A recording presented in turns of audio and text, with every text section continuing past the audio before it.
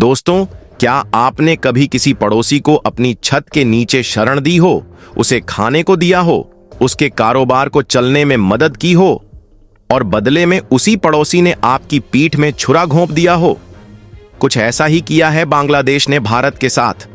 एक देश जिसने भारत की गोदी में बैठकर तरक्की की, अब वही देश भारत के खिलाफ चालें चल रहा है। लेकिन अब भारत ने जो चाल चली है, उसने बांग्लादेश की नींव तक हिला दी है। ये कहानी है दोस्ती की आड़ में दुश्मनी छुपाने वालों की।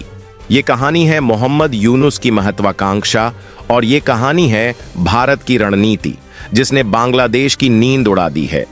बांग्लादेश के हालात आज इतने खराब हो चुके हैं कि वहां की सड़कों पर बवाल मच गया है। एक समय था जब मोहम्मद यूनुस को बांग्लादेश का गौरव माना जाता था, लेकिन आज वही यूनुस जनता के गुस्से का निशाना बन चुके हैं। ढाका की गलियों में, रामपुरा की सड़कों पर, बड्डा और भातार की दीवारों पर सिर्फ एक ही आवाज गूंज रही है, यूनुस हटाओ, देश बचाओ। ये आवाज अब केवल विरोध नहीं है, ये एक क्रांति का संकेत है। शेख हसीना की समर्थक आवामी लीग ने सड़कों पर उतरकर यूनुस के खिलाफ ऐसा मोर्चा खोला है जो अब रुकने वाला नहीं है। दावे किए जा रहे हैं कि यूनुस ने सत्ता की भूख में देश की आत्मा को गिरवी रख दिया है। छात्र जो कभी यूनुस के समर्थन में नारे लगाते थे, आज उनके विरोध में झंडे लहरा रहे हैं। यूनुस पर आरोप है कि उन्होंने बीडीआर यानी बांग्लादेश राइफल्स केस में सजा पाए लोगों को रिहा करने की कोशिश की, जो सीधे तौर पर बांग्लादेश की सेना के सम्मान पर हमला है। और अब सुनिए सबसे बड़ा धमाका। खबरें हैं कि यूनुस जनरल वकू जमान को गिरफ्तार करवाने की तैयारी में हैं। ये वही वकू जमान हैं जो बांग्लादेश की सेना के प्रमुख हैं। ये कदम अगर उठाया गया तो बांग्लादेश की फौज और अंतरिम सरकार के बीच सीधा टकराव होना तय है, यानी देश के भीतर गृह युद्ध जैसे हालात बन सकते हैं। इधर बांग्लादेश के अंदर राजनीतिक आग धधक रही है, उधर भारत ने अपनी कूटनीतिक चाल से बांग्लादेश की आर्थिक सांसें ही रोक दी हैं। भारत ने बांग्लादेश को ट्रांजिट सुविधा दी थी, एक ऐसा रास्ता जिससे बांग्लादेश अपने सामान को भारत के जरिए बाकी दुनिया में भेज सकता था। इस सुविधा से बांग्लादेश को अरबों डॉलर का मुनाफा होता था। 2020 से लेकर अब तक लगभग 4,806 ट्रकों ने भारत के जरिए करीब 3,446 करोड़ रुपए का सामान एक्सपोर्ट किया। लेकिन अब भारत ने एक झटके में इस सुविधा को बंद कर दिया। भारत का यह कदम कोई साधारण फैसला नहीं था, ये एक रणनीतिक वॉर था, एक सर्जिकल स्ट्राइक जो सीधा बांग्लादेश की रीढ़ पर किया गया। यूनुस ने हाल ही में चीन में एक बयान दिया जिसमें उन्होंने कहा कि भारत का नॉर्थ ईस्ट क्षेत्र लैंडलॉक्ड है और बांग्लादेश ही उसका एकमात्र रास्ता है। उन्होंने चीन से बांग्लादेश में निवेश की अपील की और भारत के नॉर्थ ईस्ट को चीनी अर्थव्यवस्था का हिस्सा बनाने की बात तक कह डाली। ये बयान भारत के लिए सीधे सीधे एक चुनौती थी और भारत ने उसका जवाब ऐसे दिया जैसे कोई शेर अपने इलाके में घुस आए कुत्ते को दांतों से उठा फेंकता है। अब बांग्लादेश के व्यापारी परेशान हैं। पेट्रापोल बॉर्डर पर सैकड़ों ट्रक फंसे हुए हैं। इन ट्रकों में करोड़ों रुपए का रेडीमेड गारमेंट्स और अन्य सामान भरा हुआ है जो अब न आगे जा सकता है न पीछे आ सकता है। यह झटका बांग्लादेश की टेक्सटाइल इंडस्ट्री के लिए मौत का फरमान बन गया है। याद रखिए, बांग्लादेश की पूरी अर्थव्यवस्था टेक्सटाइल पर टिकी है। 80% एक्सपोर्ट इसी से होता है, लाखों लोगों को रोजगार इसी सेक्टर से मिलता है। लेकिन अब भारत के फैसले ने इस इंडस्ट्री की कमर तोड़ दी है और भारत यहीं नहीं रुका। भारत ने बांग्लादेश से आने वाले यार्न यानी धागे के आयात पर भी रोक लगा दी है। इसका सीधा असर बांग्लादेश के उत्पादन पर पड़ा है। भारत ने 3 लैंड पोर्ट्स को भी बंद कर दिया जिससे सप्लाई चेन ठप हो गई है। ये सब कदम यूं ही नहीं उठाए गए, ये भारत की सोच समझकर बनाई गई रणनीति का हिस्सा है। भारत जानता है कि युद्ध अब सिर्फ हथियारों से नहीं लड़े जाते, अब आर्थिक युद्ध का जमाना है और भारत इस युद्ध में चुपचाप मगर सटीक वार कर रहा है। ट्रांजिट सुविधा बंद करना एक संकेत था। अगर बांग्लादेश भारत से पंगा लेगा तो उसे इसकी भारी कीमत चुकानी पड़ेगी। भारत की यह नीति स्ट्रेटेजिक ऑटोनॉमी का हिस्सा है, यानी जो भी हमारे हितों को नुकसान पहुंचाएगा उसे उसी की भाषा में जवाब मिलेगा।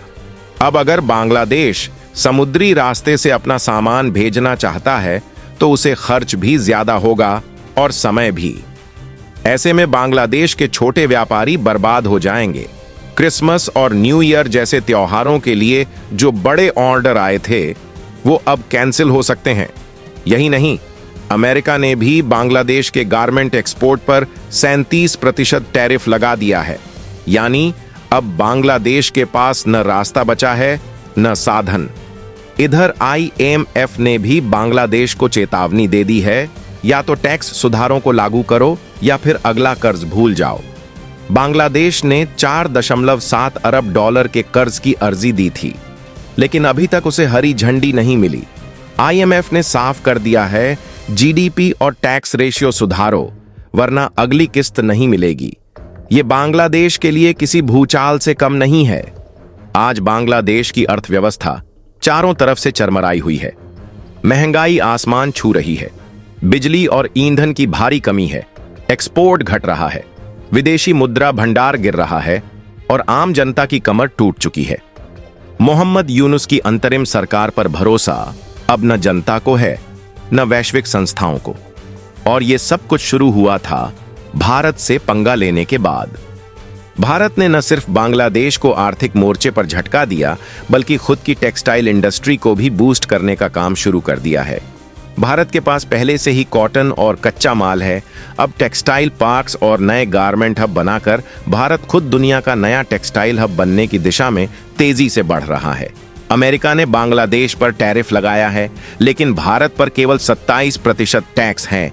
यानी भारत अब पश्चिमी देशों के लिए एक बेहतर विकल्प बनता जा रहा है।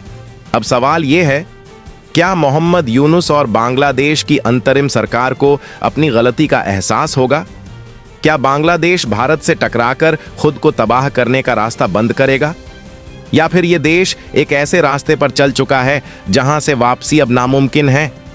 मोहम्मद यूनुस की राजनीति अब सिर्फ सत्ता तक सीमित नहीं है। अब इसमें कट्टरपंथ, अंतर्राष्ट्रीय चालबाजियां और भारत से दुश्मनी का जहर घुल चुका है। यूनुस बांग्लादेश को एक इस्लामिक राष्ट्र बनाने की दिशा में आगे बढ़ रहे हैं और भारत को कट्टर दुश्मन बता रहे हैं। लेकिन क्या वो नहीं समझते कि भारत कोई सामान्य देश नहीं है? भारत आज दुनिया की 5वीं सबसे बड़ी अर्थव्यवस्था है, एक न्यूक्लियर पावर है, एक टेक्नोलॉजी हब है और सबसे अहम बात, भारत वो देश है जो दोस्ती निभाना भी जानता है और दुश्मनी का बदला लेना भी। अगर बांग्लादेश ने वक्त रहते चेतावनी नहीं मानी तो वो दिन दूर नहीं जब उसकी अर्थव्यवस्था पूरी तरह से ध्वस्त हो जाएगी और जनता सड़कों पर रोटी के लिए भटकती नजर आएगी। ये सिर्फ भारत का जवाब नहीं है, ये चेतावनी है उन सभी के लिए जो भारत की शांति को उसकी कमजोरी समझते हैं। तो दोस्तों, यही थी बांग्लादेश की बर्बादी की वो कहानी जो खुद उसने अपने हाथों से लिखी है। मोहम्मद यूनुस और शेख हसीना जैसे नेता भले ही कुछ समय के लिए सत्ता का नशा चढ़ा लें, लेकिन जब राष्ट्रों की नींव हिलती है तो इतिहास गवाह बनता है कि वह देश टिकता नहीं है। अगर आपको ये वीडियो स्क्रिप्ट पसंद आई हो तो इसे जरूर शेयर करें। आप क्या सोचते हैं? क्या भारत का ये फैसला सही था? क्या बांग्लादेश को सबक मिला? अपनी राय हमें कमेंट में बताएं।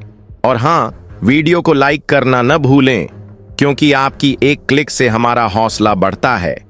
मिलते हैं अगली कहानी में। तब तक के लिए जय हिंद, वंदे मातरम।